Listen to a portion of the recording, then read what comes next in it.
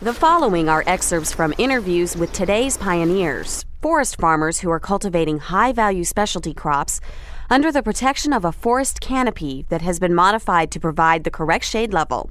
These forest farmers are deriving income today while high-quality trees are being grown for quality wood products tomorrow. To succeed at forest farming, you must know your product, know your forest, and know your market.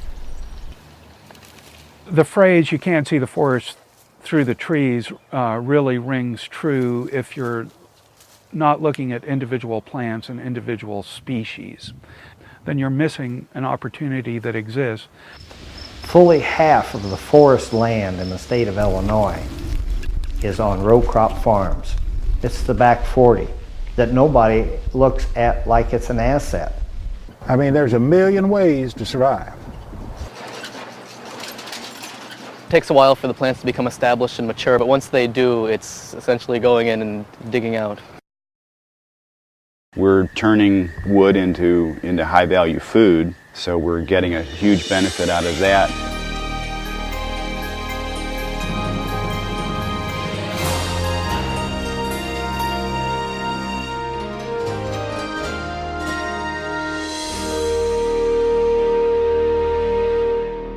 Depending on the species, I can go in after a commercial harvest, take what they have left. They can take off the veneer logs and everything else, and take what they've left in the woodlot and make as much or more money off of it as you can the logs that you removed. It's all in the way you cut it and the way you market your product. It's not white oak or red oak or one great big thing. It's all the small things. It's all the pin blanks, the gun stocks, the turning squares, the hobby wood. It's the unusual things that you make and market from low-grade logs. If you're willing to do that, and you get all of the pie instead of just a piece. Keep it small, keep it simple, keep all the money at home. Don't buy any more equipment than it takes to get the job done. But then go to work and do the job. And stick a smile on your face, have a positive outlook, be enthusiastic about your product, show people about book matching, about the highly figured woods that you're cutting. You know, the stuff that everybody else calls garbage, you call it something else. This is figured wood. This is domestic exotics. This is hobby wood, not scrap. And market your products that way. And if you're willing to do that, and if you're willing to talk with people, it's amazing what will happen. When we first started out,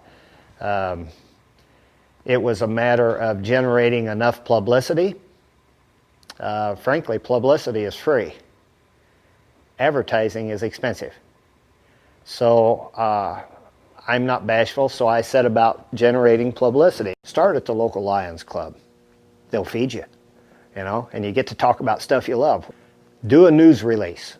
News releases are very, very important.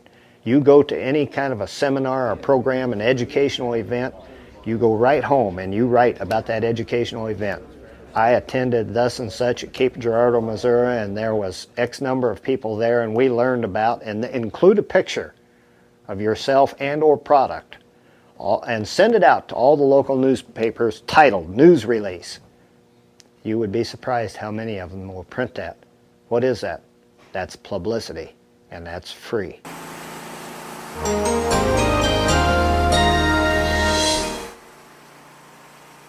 One of the keys to success here at Elixir Farm is diversity of the economic base. And so that includes seed production, plant production, growing of specialty crops for contract clients, as well as ecotourism, educational programs, and any other way we can figure out to make a living.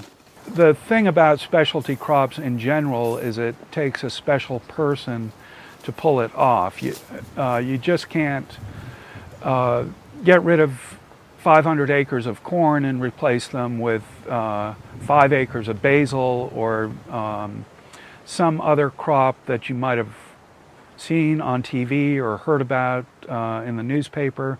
And before you even put a plant in the ground, you want to spend at least a year researching the status of the market and and really dig and find out what is happening in behind the scenes research, and do it from a multidisciplinary standpoint. So you have to look at medical literature and chemical literature and pharmacological literature. You also have to look at forestry literature and horticultural literature, and even economics and business literature in the dietary supplement marketplace. You have to be doing a lot of research. You have to be incredibly vigilant. You have to be passionate and perhaps slightly insane.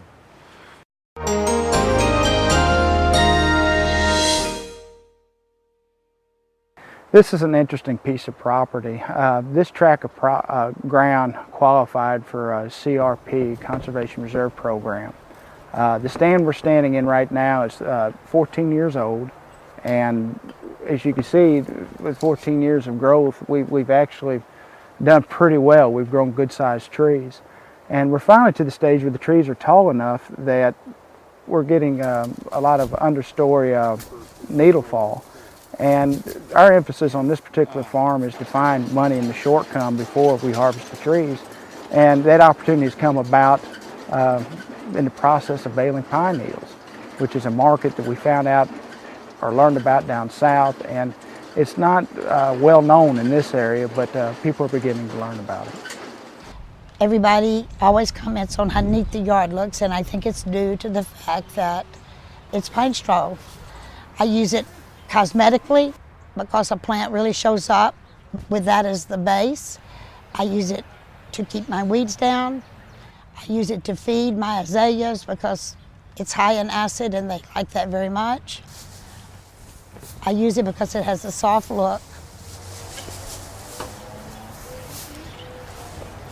You get one lady out of 20 to start bedding with pine needles, in 3 years you got all 20 of them. Because her azaleas will get brighter, that slight acidity pop, they're all adding muriatic acid and all that to their ground. All they got to do is put that on her, and it works. And we sell probably 1,500 bales a year to people that come to this place here in pickup trucks, buying 25, 30 bales at a time. If you can get past the first 10 years, you can, in this area, our experience says, you can begin to turn enough money to keep up with basic land payments and some revenue. I'm not going to tell you it's an easy way to get rich, because everything we do is very labor intensive, and there are a lot of hardships that we've endured, but it's been a very rewarding experience, and it's been a learning experience.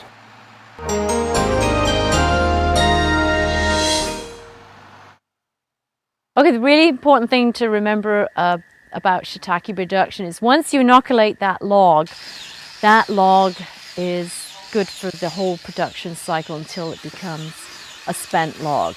So you only inoculate a log once in its life, right at the beginning, and then you have to really maintain that log at about 35% moisture content, and they need to be kept in 80% shape. These are the logs here that have just been newly inoculated, and these will stay in this configuration for approximately 1 year until the spawn is taken over completely the sapwood of the log. You can see this portion of these where all the sugars are that the mycelium actually lives in and spreads in. These logs, as I said, are ready to go into production as soon as the weather settles down. We'll be taking these, some of these out into the laying yard, which is over here, and then some of these will be going up in the greenhouse, which is behind here, and will go start their full production life. So it is like milking cows. Sometimes you have to come out here and pick twice a day. So watch your product, because if you don't pick them correctly, then the next day you come in and all the mushrooms are all the way open and flat, and then maybe it rained and you've lost your top quality mushrooms. So you do have to watch your crop, especially in the hot weather, because they grow so quickly. I've got a few of the nice Ozark Forest shiitake mushrooms. And then we market directly to chefs, catering companies, private country clubs, specialistic food shops, wine and cheese shops, Whole Food and Wild Oats supermarkets and also a few Schnucks supermarkets. A great thing about them, though, is because they're grown outside, not inside in some sawdust like some other operations. They provide something that is different in the fact that they're dynamic to the season. When it's really hot, the mushrooms look different than when the weather's just right. Also in the spring and in the fall, you get these growth spurts, and you get a mushroom that's called a donko mushroom that has a very distinctive pattern and texture, and much more like the real thing. We've become part of a chef's collaborative where they promote local farms and local food products in their restaurants. You see that on the menu. They won't just say shiitake mushrooms on the menu with steak. They'll actually say Ozark Forest shiitake mushrooms. And then you know you've really educated the chef and then the person who eats the food. And then they go to the supermarket and we'll see the product in the produce department at the supermarket, and they'll see the name there again and the connections made. And that's what it's all about, is making those connections.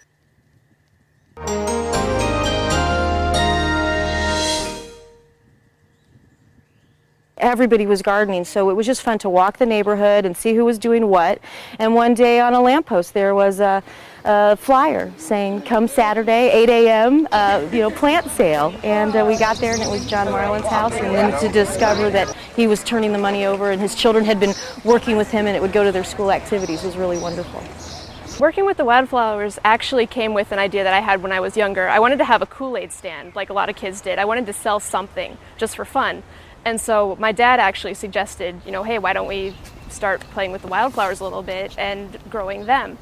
In this area is where we propagate our Mayapples and our bluebells. And once you get a bed like this established, you almost feel bad about charging money for the plants, because essentially the propagation process is just weeding out the excess plants that grow here. And we get about $400 per year from this small area alone.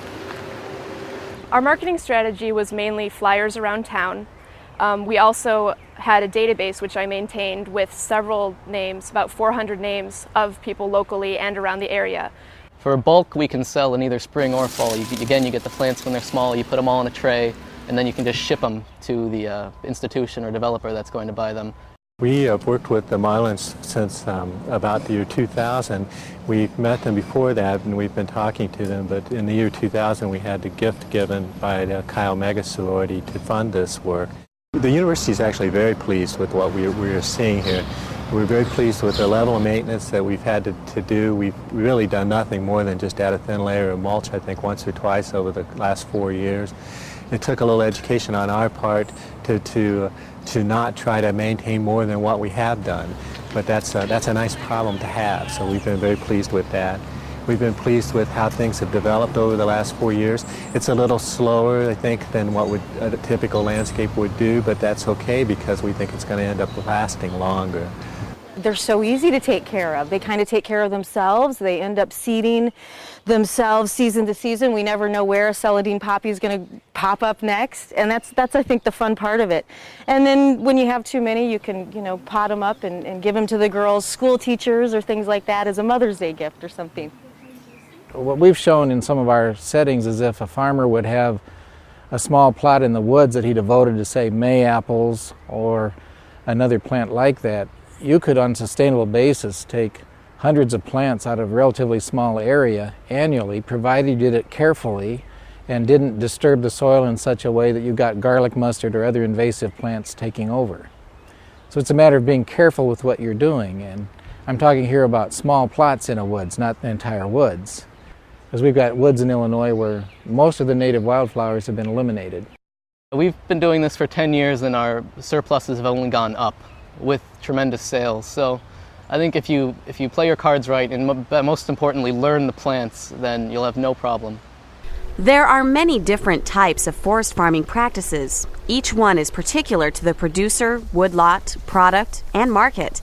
However, they all utilize the forest to create an environment for specialty crops today, while growing trees for wood products tomorrow. By knowing your product, the forest, and the market, you will increase your chances of success. Forest farming practices create economic opportunity and take pressure off our natural forest ecosystems. It may be illegal to harvest wild plant populations found in the natural forest. For more information about forest farming and other agroforestry practices, contact the University of Missouri Center for Agroforestry. This video was made by the University of Missouri Center for Agroforestry within the College of Agriculture, Food, and Natural Resources.